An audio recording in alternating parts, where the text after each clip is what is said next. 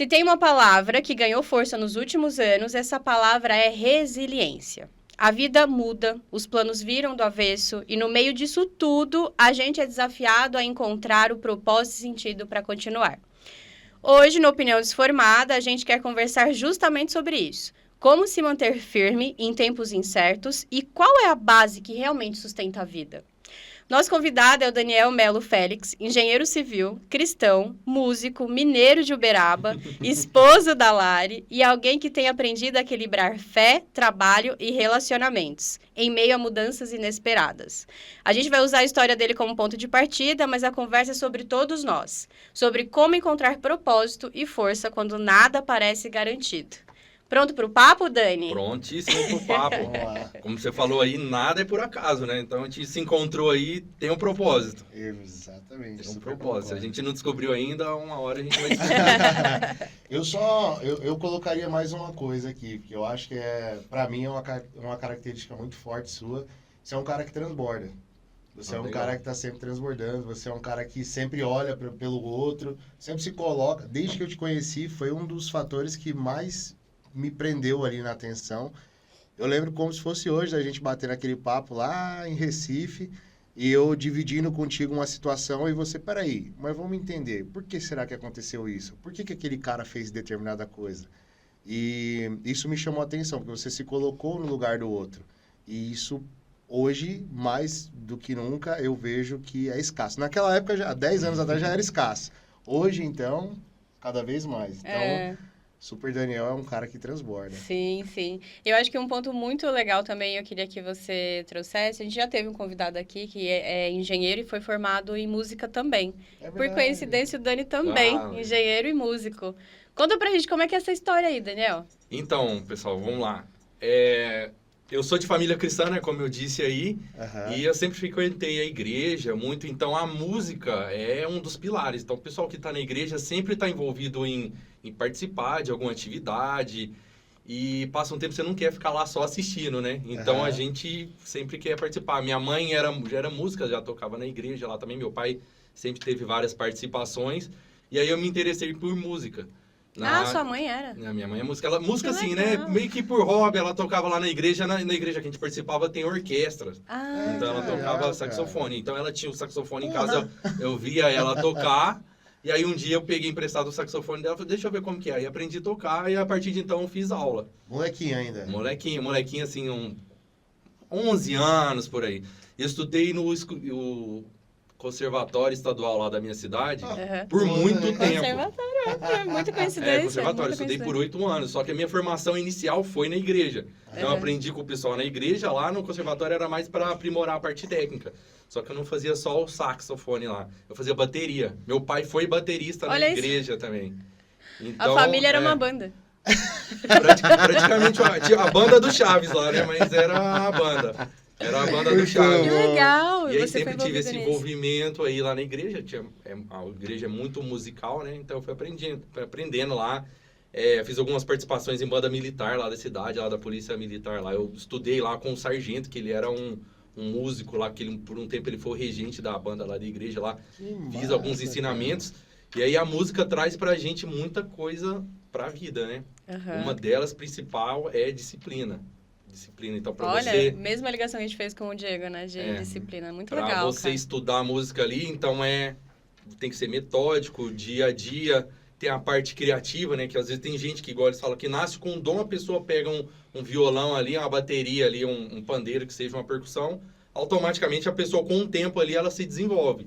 Mas também tem a parte teórica, que é a leitura de partitura, você entender a música de ouvido, você ter análise, estudos para poder desenvolver, até construir futuramente, assim, pessoas que se desenvolvem mais, ser compositores. Que legal, cara. Isso aí com quantos anos? Isso com 11 anos. Mas o conservatório lá eu estudei por vários anos, eu fiquei 8 anos no conservatório. Eu tinha uma formação que era a formação básica, e depois os 3 últimos anos virava formação técnica. Então eu fiz essa parte de formação técnica lá. Quando eu fiz essa formação, me tornei habilitado para ser professor de música. E aí, por um tempo ali, quando eu estava começando a faculdade... Não, já com um tempo, lá no finalzinho. No final da formação. Final da formação ali. Professor com 11 anos. final da formação ali, início da faculdade ali, eu fiz uns bicos aí de professor de música e até toquei em eventos, tipo casamento, assim, Caramba, eu não recepção, conhecia já essa skin do fiz Deus. Isso, essa área. bateria, Não, aí sax. saiu aula de bateria e de sax. Uhum. E aí o sax eu já toquei em casamento, assim, já toquei em recepção, já. Uhum. Aí deu pra fazer uma grana. Meu Deus, olha isso. Olha isso. Não conhecia esse lado teu aí não, hein, cara. Mas aí veio a engenharia no meio disso, né? Veio a engenharia. Eu acredito, assim, como a música foi influência dos meus pais, né? A engenharia também foi influência. Meu pai nunca falou assim, você precisa ser engenheiro, quero que você esteja engenheiro. Mas meu pai, ele não é engenheiro atualmente, tá? Eu vou contar ali mais pra frente. Só que antes ele trabalhava com obras. Meu pai já foi carpinteiro por muito tempo, até uma parte O velho interessante. carpinteiro aí, né? É, um carpinteiro. É uma ligação a mais que a gente tem, né? O pai que trabalha com obras. Meu pai foi carpinteiro e meu avô foi carpinteiro também. Então ele contava as histórias ali, experiências do trecho, né? Que ele viajava ali, sempre estava acontecendo alguma coisa diferente. Essa situação de obra, viajar ali, execuções, os problemas que dão. E acho que ficou na minha cabeça, acabou sendo interessante. Uhum. E aí um fato interessante é que eles trabalharam lá na obra de Itaipu, da represa de Itaipu. Então, uma mega obra, uma das maiores que já tiveram no Brasil. Seu pai. Lá. Meu pai junto com meu avô. Uhum. E aí a família deles se mudavam para trabalhar nessas regiões aí onde que tinham as obras. Então eles ficaram um tempo ali alocados no Paraná lá. E acho que ele contar, lá na minha casa tinha aquelas miniaturas de retroescavadeira, algumas coisas assim, tratores, aí eu via lá amarelinho, bonitinho, acho que chamava atenção, apesar de eu ter trabalhado muito tempo nessa área que usa esse tipo de maquinário aí. No inconsciente você já estava sendo formado. Acho que no inconsciente acaba sendo formado aí. Cara, que loucura, velho. Legal, não né? fazia Os a menor caminhos. ideia disso aí de você, cara. Tá louco, o cara já foi formado no berço ali, ó, Exato, já formado como engenheiro. no berço. Sim. Muito legal essa transição, né? Que é uma coisa incomum, né? É humanas e você vai para exatas. E, cara, muito... Você diz da música? Porque, tipo, engenheiro... A música, eu acho que ela é um música. pouco de cara, ela tem essas humanas, que é essa parte do sentimento, né, desse deixar fluir. Tem vários tipos de música. Tem música mais exata, que é mais metódica, por exemplo, vamos pegar um exemplo aqui, um rock. Um rock é uma música totalmente exatas, porque a parte musical dela ali, a configuração de composição de um rock é mais complexo. Né? Por isso que tem até umas piadinhas que o pessoal fala que quem é do rock aí sabe um pouquinho mais, mas só dando um exemplo. E tem a música que é mais sentimental, que é, por exemplo, um jazz, que é mais dentro da parte de improviso, uma parte mais fluida, assim, que a pessoa tá lá, conforme ela vai tocando, é um que toca mais sentimentalmente. Uhum. Então tem essa diferenciação aí de música. Ela é determinada como área de exatas, né? Mas claro que não tem como apartar ela dessa parte de humanas, que, claro, a música é totalmente sentimental. O que ela exato. Eu acho que é muito ligado à criatividade, né? Exatamente. Que é essa ser solto, ser criativo e tal. Acho que a música tá muito nesse campo. Que aí é diferente de encontrar, né? Engenheiro que vai muito pra isso. Mas eu acho que a história do Engenheiros da Havaí é a mesma coisa, né? Não é engenheiros que viraram músicos? Ou vice-versa? Do Havaí eu não sei, eu sei do Inimigos HP, que era o... foi Inimigos HP, é verdade. Inimigos HP, né? Inimigos que HP é a calculadora da engenharia. Quem nunca, né, cara? Eles eram Odiou aquela engenheiros, porcaria lá. O Albani se formou, era engenheiro e virou... Tem vários engenheiros aí, né? Hoje tá mais comum enxergar engenheiros no Uber, né? Que horror, não fala isso. Brincadeira. Passamos essa fase. Passamos. Graças a Deus. Cara, mas até uma coisa que a gente conversou há um tempinho, quando você fala das suas mudanças, até do casamento e tudo mais. Então, pelo jeito, você já teve que trabalhar a resiliência quando novo, porque você é de Uberaba. De Uberaba. Você ficou em Uberaba até quantos anos? Fiquei lá, acho que até os 21, 22. Você nasceu e ficou lá até os 22. Nasci e fiquei lá. Mas o teu pai já estava rodando o trecho com o teu avô. Você falou do Paraná. Meu pai, ele rodou antes de ser casado. Antes de ser casado. Meu pai também já rodou ali por várias áreas. Ele já foi representante comercial. E aí ele viajava muito, assim, vendendo alguns produtos. E aí, acho que até isso acaba pegando um pouco também, né? Involuntariamente. Que depois passou o tempo aí, na minha carreira, eu acabei viajando muito. Bastante também. Você acha que, de alguma forma... Como que foi pra você quando você se mudou? Porque, tipo, você fez a sua vida lá. 22 anos, né? Já formou lá. Tô certo ou não? Tá certo. Formou lá. E aí, de repente, você se mudou. Você veio direto para São Paulo. Eu praticamente para São Paulo, né? Foi quando eu me formei, tinha acabado de me formar. Aham. E aí eu recebi o convite lá para trabalhar com a construtora, que ela era de obras itinerantes, né? Fazia lojas nos shoppings aí Aham. em determinadas cidades do Brasil. Uhum. Eu recebi o convite, na época foi até inesperado. Eu achei que era um convite da boca para fora, né? Da Aham. pessoa na hora. Falou, tu quer trabalhar comigo? Eu falei, beleza, quero, vamos trabalhar. Vamos. Coisa E aí- paulista, né? Tipo assim. Não Nem era nem o paulista. paulista, era o paranaense. Acho que era o paranaense. Ele é o Justino, né? Ah. Conhecido nosso. E aí ele me chamou para trabalhar. As primeiras obras dele, que eu vi trabalhar com ele, foi aqui em São Paulo. Uhum. E assim, no começo, sabe que tem aquela decisão, né? De falar, vou mudar, é inesperado, é diferente. No momento eu tava bem confiante, confesso. Eu não lembro assim de eu estar titubeando, E o frio na barriga? Frio na barriga sempre tem. Sempre tem porque é uma novidade, né? Aham. Cidade diferente. Eu não conhecia São Paulo. Então, como típico... Já tinha saído de Uberaba? Já tinha saído de Uberaba para algumas outras cidades, mas não a cidade de dimensão de São Paulo, a que eu tinha conhecido, assim, era Belo Horizonte, mas bem pouco, Uhum. bem pouco. E aqui é totalmente É com diferente. 22? Mais ou menos entre 21 e 22 anos. 24, tá dizendo, É, Larissa. soprado, É. 24, tem... A voz da consciência. A voz da consciência Ah, das é. datas, é. Das E aí, datas. 24 anos, cara, você veio casado já? Não, estava namorando. Tava namorando. Estava namorando. E esse friozinho na barriga aí, como é que foi? Tipo, sei lá, eu tenho um objetivo na minha vida, entendo que o caminho vai ser por ali, eu vou? Ou tipo, não tenho nada a perder, vambora? Como é que foi isso aí? Então, quando eu entrei na faculdade, era uma época que o curso estava bem alta. Bem alta. Foi a época que estava começando Minha Casa Minha Vida, tudo isso. Então, tinha uma demanda muito grande por engenharia. Passou um tempo depois, entrou uma crise que já não estava tendo tanta coisa assim. Tinha, não estava escasso, mas também não tinha aquele volume que tinha antigamente quando eu entrei na faculdade, que tinha uma certa promessa. Então foi ali 2015, 16? Mais ou menos por aí. Mais ou menos Tá. 2015 e 16. E aí o frio na barriga sempre tem, né? Como eu disse, eu não conhecia a capital, ainda mais São Paulo, sendo a cidade mais significativa aí do Hemisfério Sul. Só que foi aquela paixão, vamos dizer assim. Eu cheguei aqui, aquela facilidade de encontrar tudo, a agilidade da mão de obra para comprar, tanto coisas do trabalho quanto coisas pessoais, e a movimentação, a agitação que tinha aqui, eu achei bem interessante. Então eu me envolvi e eu acho que ali eu me conectei. Eu me Legal. identifiquei bastante com a cidade. Nessa rotina que eu tinha no trabalho, eu viajava por várias cidades do país. Aí eu viajei de norte a sul. Eu fui lá do Rio Grande do Sul, eu cheguei até em Santa Maria, lá que é a cidade que é conhecida lá pela Boate Kiss, né? Aham. Mas o norte, nordeste, eu fui até para Rondônia, ali, Porto Velho. Eu viajei bastante. Então, Porto conheci um Velho. pouco de cada cultura, de cada cidade. Só que nada era igual aqui. Uhum. Então, eu sempre queria voltar aqui. Achava E bem tudo interessante. isso viajando, trabalhando, Viajando, tocando obra. trabalhando, com obras. Aham.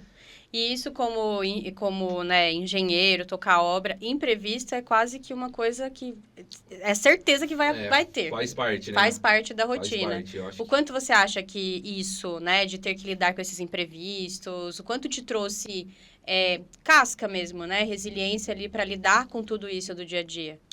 Então, experiência é tudo, né? Aham. No começo, assim, a gente tem muitos detalhes que no começo, para mim, ali é um gigante e que foi até uma experiência que eu tive na carreira. Eu vi, passado o tempo, eu voltei naquele local, dando um exemplo aqui, às vezes teve uma loja lá, uma obra que eu fiz, que eu literalmente sofri muito nela. Falei, nossa, que dificuldade, tá muito complicado, tinha um problema. E aí passou um tempo, eu voltei naquele mesmo lugar, lá na mesma cidade, olhei lá, falei assim, Que bobo, Nem né? é tão difícil por assim. que Como assim, né? Como assim? Por que eu sofri, é isso? Por que eu sofri? Por que eu sofri? Talvez era a falta de experiência, né? A falta de maturidade. E uma coisa que eu falo muito, assim, às vezes é um monstro mental que a gente cria. Total, Também. É. concordo. A gente cria alguns monstros mental que tem até um estudo que fala, né, na nossa mente, que acho que mais de 70% dos problemas que a gente pensa na nossa cabeça nunca vão acontecer. Então, é como se fosse, assim, uma defesa que o nosso cérebro cria, ele pensando em todas as outras possibilidades. O que pode acontecer? Nossa, eu vou lá no podcast, será que vai cair o microfone, vai cair a lâmpada, vai chover, vai ter um vazamento, alguma coisa que que vai tirar minha atenção. Então, essa adrenalina que tem, né? Sempre gera na E gente... você acha que você mais novo tinha mais disso? Eu tinha mais disso. Mas, assim, eu sempre tive a sorte, vamos dizer assim, de estar sendo monitorado. Sempre tinha alguém ali que me instruía. Eu sempre fui aberto para receber conselhos, assim, aquele puxão de orelha. Eu nunca entendi como uma coisa ruim para mim. Ou a pessoa, por mais que ela falava, pessoa sendo boazinha, sendo tranquila ou com uma postura mais agressiva, eu sempre tentei extrair o melhor daquilo ali para ver que aquilo assim, funciona para se a você, que pessoa aquilo tá faz falando sentido. ali para mim, tem um sentido, né? E também tem o que o pessoal fala, se alguém tá te dando uma... Você tem que achar bom quando alguém te tá exortando, tá te dando uma bronca. A partir do momento que aquela pessoa não tá te falando nada mais com você, Já desistiu. significa que ela já desistiu, já abriu mão de você. Então eu pensava sempre nisso, que eu falava, ó, certa coisa aqui que está sendo falada faz sentido, eu tenho que pensar e para mim pode ser o melhor. Sim. Acho que isso é uma característica muito forte, né, de quem é resiliente. Ô, cara, demais. E assim, o Daniel falando, eu vou fazendo várias conexões, até porque, de certa forma, eu passei um pouco por conta disso quando eu comecei. No mesmo nicho que a gente correu em paralelo ali, eu me identifico bastante com algumas coisas que você está falando. Principalmente em relação a isso que você disse, sobre... Naquele momento, aquele problema era um problema que ia fazer com que eu me escondesse embaixo da cama, cara. Assim, hoje, você olha e você dá risada, né? Exatamente. E eu acho que é uma característica muito forte de quem enfrenta as coisas. Porque problema todo mundo tem. Agora, se você tem duas escolhas. Ou você enfrenta ele e passa para o próximo degrau, ou você evita ele. Então, você, pô, eu tenho esse problema, eu nem vou por aqui, vou procurar outra saída. Né? E eu acho que esse caminho de evitar o problema faz com que você não se desenvolva, você não evolua. Quando você encara os problemas de frente, você tem essa resiliência de, peraí, tá bom, eu vou passar por isso e daqui a pouco aquilo ali vai se tornar insignificante. Eu acho que, de certa forma, eu acredito bastante que isso é como se fosse um farol, sabe? Eu tive um professor na faculdade que ele era professor de... acho que era cálculo numérico. E ele falava bastante pra gente o seguinte, quando a gente tinha uma equação muito difícil para resolver, ele virava pra turma e falava assim, gente, quem tá com dificuldade, despreza o problema. Como assim, professor? Despreza. Entenda que esse problema é menor do que você e que isso aqui é só uma fase. Quando você entender e você aprender, isso aqui vai ser insignificante. E aí o segundo degrau vai ser, aí sim, um verdadeiro problema. E quando você chegar nele, você despreza também, porque o próximo vai ser maior. Tudo é uma preparação, né? Total. Eu tive um líder que era numa empresa que eu trabalhei, que ele reunia a equipe semanalmente para fazer algumas reuniões de lições aprendidas, pontos de melhoria. Então, a gente estava fazendo uma obra lá, ele colocava todo mundo online, porque cada um estava em uma determinada região, e ele colocava em uma tela as imagens de alguns problemas que tinham acontecido nas obras. Porque, às vezes, aconteceu um problema lá no seu local de trabalho, que daqui 2 semanas eu posso estar vivenciando uma situação parecida. E aí, ele apresentava essas situações lá pra gente.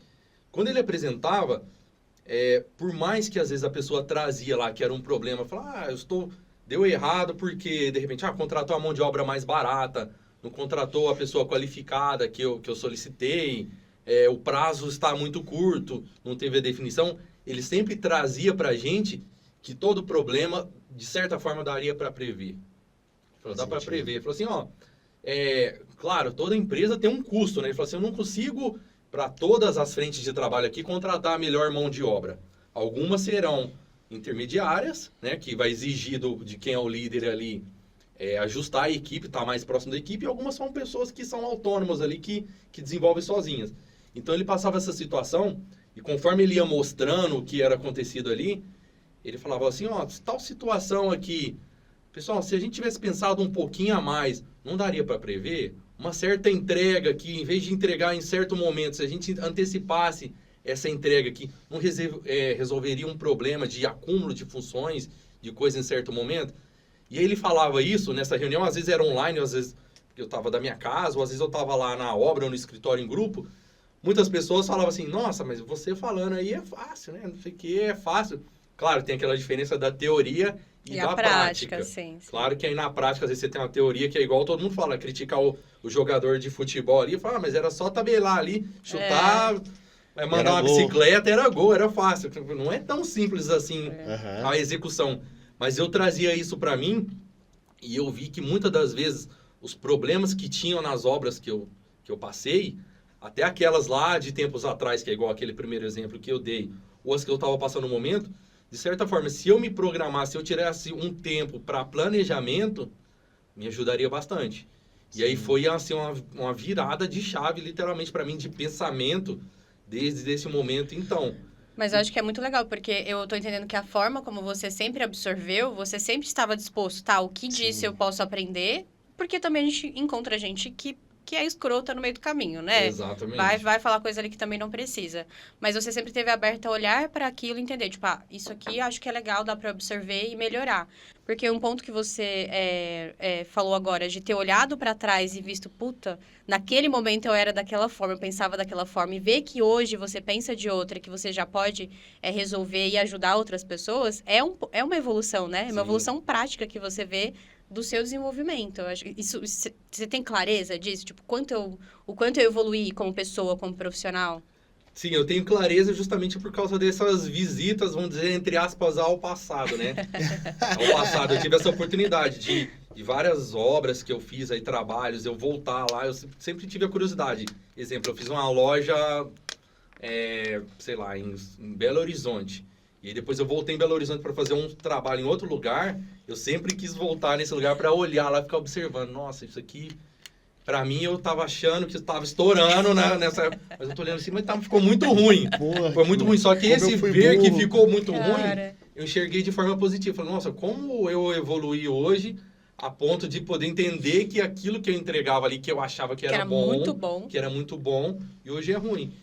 E faz parte, que como você deu exemplo aí, são degraus, né? Então, não adianta eu querer saltar do primeiro degrau para o último ali, que vai ser muito complexo. Então, o esforço físico ali e o risco de acidentes, vamos fazer a analogia aqui, acaba sendo maior. Então, é tudo graduativo. E tudo na vida é um processo. Eu entendo, eu trago dessa forma que, claro que a gente sempre tem aquela ansiedade, né? De falar, nossa... Hoje acontece muito. Nossa, hoje eu tô com 30 e alguns anos aí e estou vendo alguém aqui do meu lado, a pessoa tá totalmente próspera. O que os caras fez que eu não fiz? Mas às vezes o processo para alguns pode ser muito mais rápido, né? Ou a pessoa adotou os métodos certos e para outros pode ser um pouco mais demorado. Mas você acha que existe métodos certos ou não, Dani? Porque também é tudo questão de qual é o porquê?